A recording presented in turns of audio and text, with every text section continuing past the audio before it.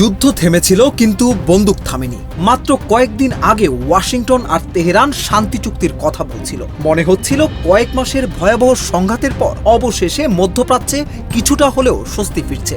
কিন্তু সেই আশার আলো নিভে যেতে শুরু করেছে নতুন বিস্ফোরণের শব্দে।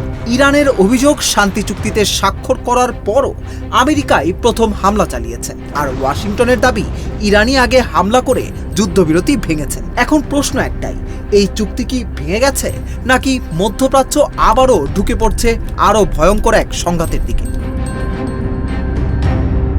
যুক্তরাষ্ট্রের সেন্ট্রাল কমান্ড জানিয়েছে, হরমুজ প্রণালী দিয়ে চলাচলকারী একটি বাণিজ্যিক জাহাজে ড্রোন হামলার জবাবে তারা ইরানের দক্ষিণাঞ্চলে ক্ষেপণাস্ত্র, ড্রোন সংরক্ষণাগার এবং উপকূলীয় রাডার স্থাপনায় বিমান হামলা চালিয়েছে।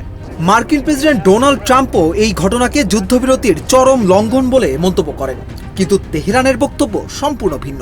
ইরানের পররাষ্ট্র মন্ত্রণালয় এক বিবৃতিতে এই মার্কিন হামলাকে জাতিসংঘ সনদ এবং 18 জুন স্বাক্ষরিত সমঝোতা স্মারকের সরাসরি লঙ্ঘন বলে আখ্যা দিয়েছে। তাদের ভাষায়, ইরানের সার্বভৌমত্বের ওপর এই হামলা আন্তর্জাতিক আইনের সুস্পষ্ট লঙ্ঘন। শুধু নিন্দা জানিয়ে থেমে থাকেনি তেহরান। ইরান বলছে, জাতিসংঘের সনদের 51 নম্বর অনুচ্ছেদ অনুযায়ী আত্মরক্ষার অধিকার ব্যবহার করেই তারা মার্কিন বাহিনীর সঙ্গে সংশ্লিষ্ট লক্ষ্যবস্তুতে পাল্টা প্রতিরক্ষামূলক হামলা চালিয়েছে। এদিকে ইসলামিক রেভলিউশনারি গার্ড কর্পস বা আইআরজিসি আরও কঠোর বার্তা দিয়েছে।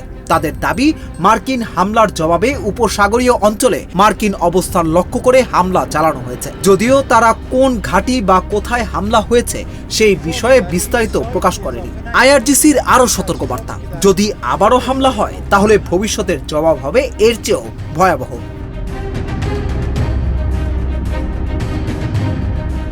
এই উত্তেজনার মধ্যেই হরমুজ প্রণালীর মতন আরেকটি গুরুত্বপূর্ণ ইস্যু সামনে এসেছে। ইরান আগেই জানিয়েছিল, এই কৌশলগত জলপথে চলাচলের নিয়ম নির্ধারণে উপকূলীয় রাষ্ট্র হিসেবে তাদের ভূমিকা অস্বীকার করা যাবে না। আর এখন ইরানের সামরিক বাহিনীর বিভিন্ন বক্তব্যে ইঙ্গিত মিলছে, ইরানি তেলবাহী জাহাজে হামলা হলে শুধু সমুদ্রে নয়, পুরো অঞ্চলে থাকা মার্কিন স্বার্থই লক্ষ্যবস্তুতে পরিণত হতে পারে। একের পর এক পাল্টা হামলা, হরমুজকে ঘিরে নতুন উত্তেজনা আর কঠোর ভাষায় বিবৃতি, সব মিলিয়ে মধ্যপ্রাচ্যের পরিস্থিতি আবারও অত্যন্ত অনিশ্চিত হয়ে উঠছে।